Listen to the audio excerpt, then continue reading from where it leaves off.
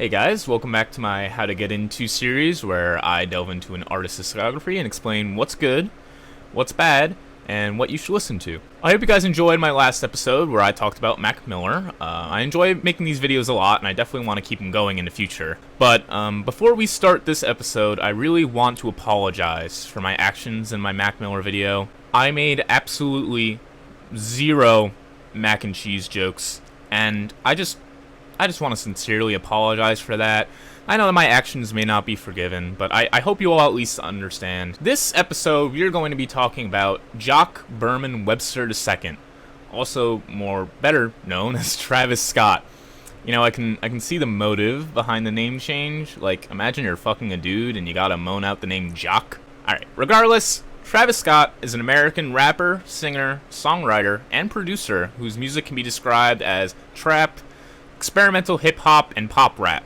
Travis Scott is known heavily for his distinctive auto-tune style sing rapping, as well as diverse and unique production that helped birth the trap genre as a whole. Travis Scott's progression as an artist and his rise to popularity is incredibly interesting, which is why I wanted to delve into his discography for myself. Now, last episode I left out mixtapes as I wanted to focus solely on studio albums, but with Travis Scott it's kind of impossible to ignore. Their influence and how they shaped his music style is so evident and so important that I feel like it'd be like a disservice to leave them out. However, I'm leaving out his side projects such as Huncho Jacques Huncho, which is an album. To start, let's discuss some tracks that would be good starting points to get into his work. SICKO Mode, which is off of Astroworld, released in 2018, is one of Travis's most famous tracks for a reason. The production is interesting, the features fit beautifully, and the entire track's pacing is immaculate. Another personal favorite of mine is 90210 off of Rodeo, released in 2015.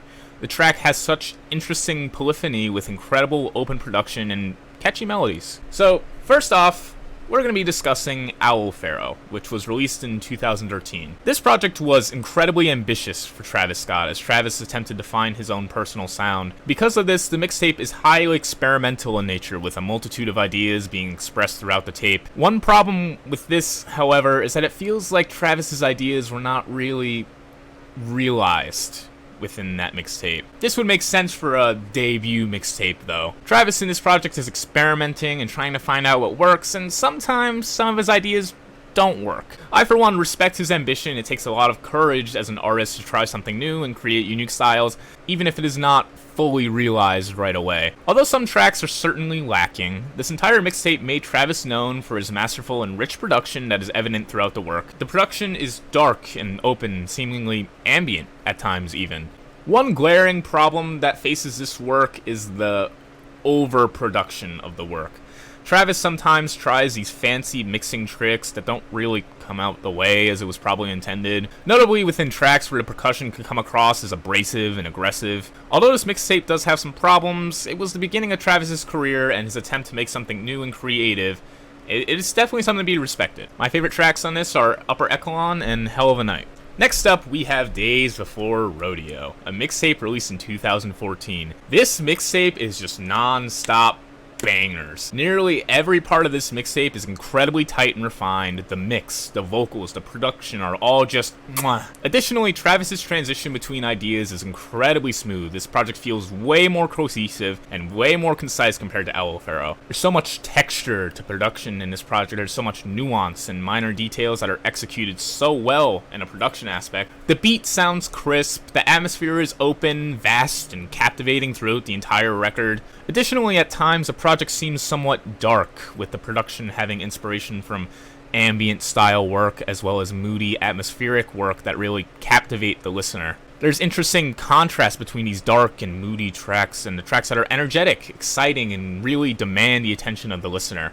One minor criticism that I have with this and many other projects of Travis's is the lyrical content. Sometimes some lines can come across as kind of lame, and some bars can definitely be performed in a more precise fashion. Additionally, at times, Travis still faces this problem of overproduction that plagued him in his previous mixtape, but not nearly as atrociously. Overall, this is a dark, captivating release with interesting contrasts of themes and moods, and I definitely recommend this work. My favorite tracks are Mamacita, Quintana Part 2, and Skyfall.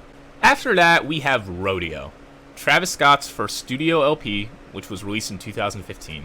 This album is pretty much everything you want in a Travis Scott album. The production is captivating, open, and creative. Travis's melodies are catchy, unique, and flow well within the course of the album. It's a very focused project. It is showing Travis's immense skill as a producer as well as a performer. Travis uses distortion and reverb in such brilliant ways to create tension within this album that makes the whole work sound incredibly sonically interesting. The texture of this album is also incredible. There are so many layers to what is going on, and each and every layer is unique and fits within each track. Additionally, this album has some of the best performances that Travis has ever done. Much of his performance is incredibly refined and tight.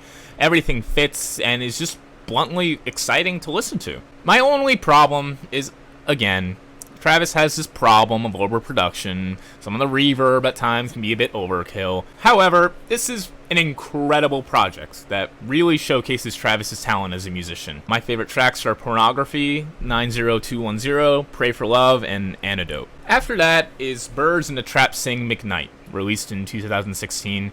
I'm just going to call it Birds in the Trap for the rest of this just because it's a really long album name. This album was Travis's first album to reach the #1 spot in the US Billboard Top 200, and because of that, you must be asking, well, is the album good? And my answer to that is, well, kind of. Travis's peaks on this album are absolutely phenomenal. The transitions between most songs and ideas are incredibly smooth. This album has some of Travis's catchiest melodies, and the atmosphere of this album is incredibly rich and sonically pleasing at times. My main gripe with this record, though, is that it is horribly inconsistent. Some songs feel like they are completely changing the rap game. Meanwhile, some songs feel they were kind of late to the rap game meeting. Some songs are just kind of generic, basic trap style songs with boring beats, dull lyrics, and an insane amount of overproduction. This overproduction, in fact, is my biggest problem with this record. There's just so much compression, reverb, distortion to the point where it just feels abrasive and just sounds kind of muddy to me. These open atmospheres that Travis showcased so heavily in Rodeo are just not as prominent on this album, and it kind of blunders because of it. However, despite these flaws, single-wise, this is certainly some of Travis Scott's best work. You have to hand it to him, he knows how to make an exciting, thrilling, trap-style song. My favorite tracks on this are Way Back and Goosebumps. Next, we have Astroworld, released in 2018. This album is one of Travis's most recognized, especially for the big singles on this track. That was a burp. What the fuck was that?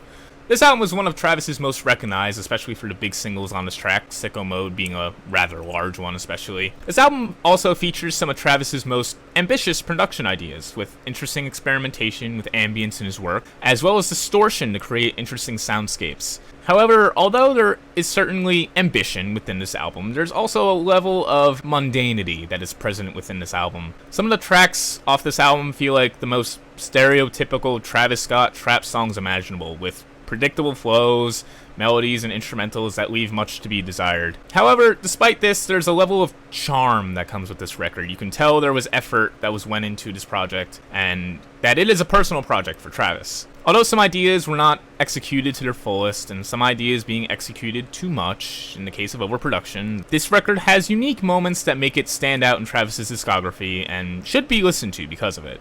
My favorite tracks on this record are Sicko Mode, Stop Trying to Be God, and Can't Say.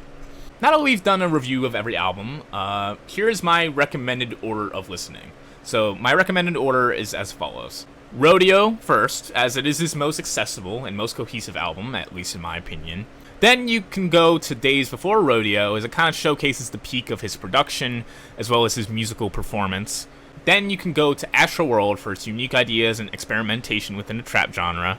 Then I would say go to Owl Pharaoh to understand Travis's progression and see the origin of his style. And then I would go to Birds in the Night for some high peaks and some quality rap performance. Well, there you have it for this video. Drop a like if you enjoyed, and feel free to subscribe for more content in the future. See you guys next time.